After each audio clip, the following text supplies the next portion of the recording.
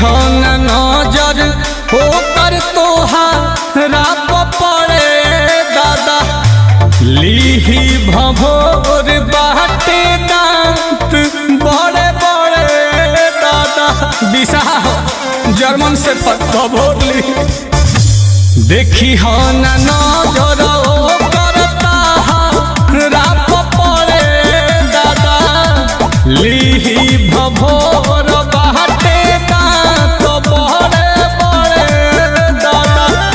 प्यार बहुत संकट गहराइल बाजन तो घर में तोहर चलते नया कुकुर किनाइल बाजन कि घर में तोहर चलते नया कुकुर किनाइल बाजन जहाँ इलेक्ट्रिक फेंकने की बाजी गई है।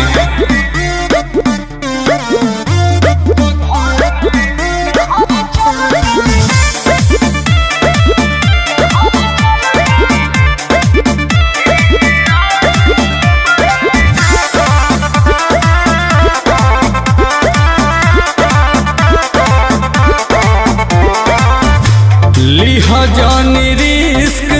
जाती तानी कोज छुइए जानू लेबे पर नील कमल 14 गो सुइए जानू लिहा जानी रिस्क जाती तानी